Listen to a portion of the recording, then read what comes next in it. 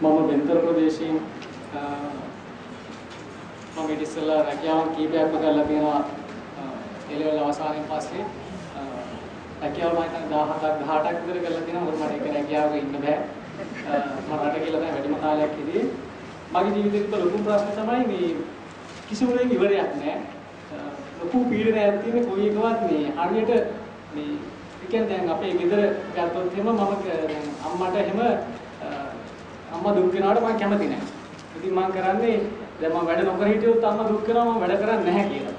ඉතින් ඒ නිසා මම පොල් ගාලා තොටක් හැම කියන්නේ අවසරාන්තකට කියනවා මේ මම කයි කියලා ඉතින් කියනවා මොනවද කරේද අද පොල් ගෑවා විතරයි. ඊට පස්සේ මම පොල් ගාලා වලන් ටිකක් හොදලා දෙනවා. ඊට පස්සේ අපේ අම්මා කියනවා ඔයා මොනවද කරේ? මොකක්ද ප්‍රශ්නයක් හිතනවා පොඩි එකක් කරගන්න බැරි වුණොත් මට අතපසු වුණා. ඔයාද කරේ මේ පොල් ගාපු එකයි වලන් හොදපු එක විතරයි. ඊට පස්සේ මම කල්පනා කරා දැන් මට මේක විසඳන්න ඕන. ඉතින් මම තව එකක් කරනවා. මම බලමු මේක ඉවරයක් වෙන්නේ නැහැ. කිසිම තැනක ඉවරයක් නැහැ. ඊට පස්සේ මගේ තාත්තා රැකියාවක් ගෑරේජ් එකක් කරේ. මම කල්පනා කරා සල්ලි හම්බ කරාම මේ ප්‍රශ්න ඔක්කොම විසඳෙයි. වොෂින් මැෂින් ගේන්න පුළුවන් කිසි ප්‍රශ්නයක් නැහැ.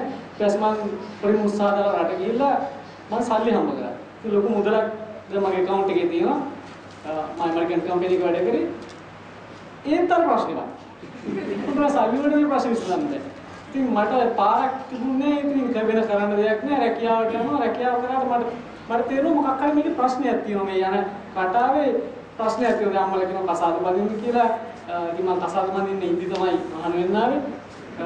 මම අන්තිමට වැඩ කරේ ගල්කිස්ස ප්‍රදේශයේ. ඒ ඉන්නකොට තමයි මම කලින් ස්වාමීන් වහන්සේ බණ අහලා තිබ්බ දොරමඩලාගෙන් සංගායන බලලා තිබ්බා. ඒ දවස්වල මට විශේෂත්වයක් ලැබුණා. නමුත් ඒකේ අර අනිත් හාමුදුරුවොත් එක ගත්තාම ඇඩ්වාන්ස් විදියට දේශනාව කරා විද්‍යාත්මක. නමුත් ඒකේ දුක නිවන ක්‍රමයක් මම දැක්කේ නැහැ. ඉතින් අර අනිත් හාමුදුරුවොත් එක ගත්තාම මට අහන්න තිබ්බේ ස්වාමීන් වහන්සේ බණ විතරක් නිසා ඒක ඇහුවා. නමුත් මේ විමුක්ති මාර්ග වැඩසටහන පටන් අරගෙන මේ ස්වාමීන් වහන්සේ දේශනාව අලුතෙන් කරනවා කියලා මම ඇවිල්ලා දිත්‍ය පොත ගත්තා. මුලින්ම නිවීම පොත මට කියුවාම මට තේරුණා මොකක් හරි මට අවශ්‍ය දෙයක් මෙතන තියෙනවා. ඊට ඔය මොලේ සහ හදවත CD කියවුවාම මට තවදුරටත් තේරුණා. දැන් මට කියන්න තියෙන්නේ මට එහෙම සතුටක් දුක් කියලා එකක් තියෙනවා. ඒක බොහොම නෑ වගේ නිකන්. මට සතුටක් දුකක් මට දුක දැනෙනවා. ඒම සාපේක්ෂව මගේ කලින් ජීවිතය ගත්තාම මට කිසි අරමුණක් පේන්නේ නැහැ. මං හිතන්නේ මම මෙතෙන්ට ඇවිල්ලා තියෙනවා නම් ඩියුටි එකකට කියලා. මොකද මම විශ්වාස කරනවා දැන් ස්වාමීන් වහන්සේ දේශනාව කරනවා මේ හැමෝටම මේ විශාල වැඩපිළිවෙලක් අරගෙන යනවා. අපි ඒකේ කොටස් කරුවෝ කියලා තමයි මට හිතෙන්නේ. අපි අපේ ඩියුටි එකක් කරන්න ඇවිල්ලා දිනවා. ඒ සහයෝගය තමයි මෙතන ඇවිල්ලා දෙන්නේ. ඊට අමතරව අපි අපේ ගමනේ යනවා කියන එක තමයි මට තේරෙන එක. ඒ වගේම ස්වාමීන් වහන්සේ පිළිබඳවත් මට එහෙම විශේෂම එකක් මම උත්සාහ කරනවා සමහර වෙලාවට මේ දැන් ස්වාමීන් වහන්සේ අපිට සත්‍ය කියලා දුන්නා. දැන් අපේ ස්වාමීන් වහන්සේ කියලා එකක් මට එහෙම එකක්වත් නැහැ. මම ඔය ඉන්නවා ඉතින් මම දන්නේ මට දුක සතුටක් කියලා ගන්න මම ඉතින් මම මේ මාර්ගයන් උත්සාහ කරනවා මම නොකා ඉඳලා බලනවා ඉතින් කනවා ඉතින් මට පරම සත්‍යයක් අවබෝධයක් කියන හැඟීමක් නැහැ අවබෝධ කරගන්න ඕනේ කියන එක තියෙනවා මට නමුත් එහෙම මට රාගය පවතිනවා ද්වේෂය පවතිනවා වෛරය පවතිනවා හැබැයි පෞද්ගලික ජීවිතයත් එක්ක සාපේක්ෂව ගත්තාම ඒවා කැඩිලා වගේ කියලා හිතෙනවා මට දුකක් සතුට මට එකම දේ දැනෙනවා මට කියන්න පුළුවන් මේ දේශනාවල මම මේ කියන එක අර සිත දිහා බලාගෙන ඉඳීමම තමයි මට හිතෙන්නේ ඒක හරියට අල්ලගත්තොත් එහෙම මට දැන් කවුරු හරි එලා බෑන්නොත් මම කවුරු නොසෑහෙන විදිහට මෙතන දැන් ඇවිල්ලා මගේ චරිතය ඝාතනය කරනවා වගේ මොකක් හරි කරත් මට මගේ හදවතට එනවා යම්කිසි වේගයක් ඒ කියන්නේ මම දැන් මෙතන මාව අපහසුතාවයකටපත් වෙනකල ඒ ශරණේකින් වගේ මම මොන දීපවල ඒ වගේ කියන්නේ ඒක සුළු වෙලාවකට පස්සේ මම කල්පනා කරනවා මේක දැන් මේ සීනයක් මට ඒක තේරෙලා තියෙන්නේ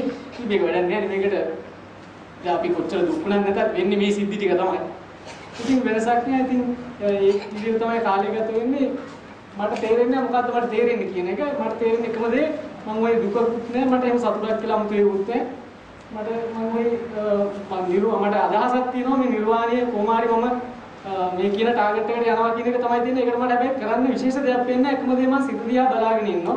ගොඩක් වෙලා ඉන්නේ අවසියෙන් හැබැයි. ඉතින් ඒතකොට මම දැනගන්න මම අවසියෙන් හිටියේ කියලා මට ගොඩක් මේ සී නැති ප්‍රශ්නේ තියෙනවා. මේ වැඩ කරන්න ගියාවත් මේ ගොඩක් මට සීය නෑ සායන්ස් වයින්හන්සේ කියන එක නේ මම කරන්නේ. හැබැයි ඒ වෙලාවට ඉතින් සායන්හන්සේ බයිනේලාවලුත් තියෙනවා. හොඳට බැලුම් අහලා තියෙනවා හැබැයි මට ඒක ගානක් නැහැ ඉතින්. ඊළඟට බයිනෝ ඉතින් මම මගේ වරද දකිනවා. මම කල්පනා කරනවා මේක මේ වෙන්න ඕනේ කියලා. හැබැයි 100 කරනවත් මගේ දැඩි බලාපොරොත්තුවක් නැහැ. මොකද ඒක අල්ලගත්තම මට හරි වදියක්. ඒ නිසා මම කිසිම දෙයක් පිළිබඳව එහෙම කිසිම බලාපොරොත්තුවක් නැහැ. මෙතන ඉන්න ඕනේ කියලාවත් ස්වාමීන් වහන්සේට මම ගොඩක් දේශනාවක් මම කියන හැමෝම ගරු කරනවා මට එහෙම එකක්වත් නැහැ. මම එහෙම ගරු කළ යුතුවත් නොකළ යුතුයි කියලාත් එකක් නැහැ. මම තනි පුද්ගලෙක් විදිහට මෙතන ඉන්නවා එහෙම මට හැඟීමක් නැහැ. ඒක තමයි මට දැනෙන තේරෙන දේ ආත්මීයෝණයක් මේ කරන්න අපි මෙතෙන්ට ආවේ කියලා යදාසින් මට එහෙම මුකුත් දැනෙන්නේ නැහැ. ඉතින් දැන් අපේ ගෙදරින් තාත්තාකම ඇති බොහෝ දුරට මේ දේශේ මේ මම මහාන වෙච්ච එකට තදින්මකම ඇති. හැබැයි මට හිතෙන අපේ තාත්තා ගොඩක් මේ රෆ් එක් කෙනෙක්. ඒකයි දැන් තාත්තා මාව බලන්න අද වෙනකන් ආවේ නැහැ මහාන පින්කමට ආවෙත් නැහැ. ඉතින් මම යාගේ පුතානේ මගේ මාත්තා. ඉතින් මට එහෙම ගානක් නැහැ. මම උත්සාහ කරන දෙමෝපියන් මේක අහනවා නම් හොඳයි ඒගොල්ලෝ අහන්නේ නැහැ. ඉතින් මම හිතන්නේ අර හැමෝටම මේක තේරෙන්නේ නැති ප්‍රශ්නයක් තියෙනවා ඉතින්. මම කියන්නේ ජීවිතේට මුණ දීලා හැමතිස්සෙම මේ දුක කියන එක මේක ඉවරයක් කරන්න ඕනේ කියන අදහස Tamanට එන්න ඕනේ. ඒතුළ මම හිතන්නේ මේ දේශනාවම තේරෙනවා මට තේරෙන්නේ නැහැ කියන්නේ මොකද්ද කියන්නේ.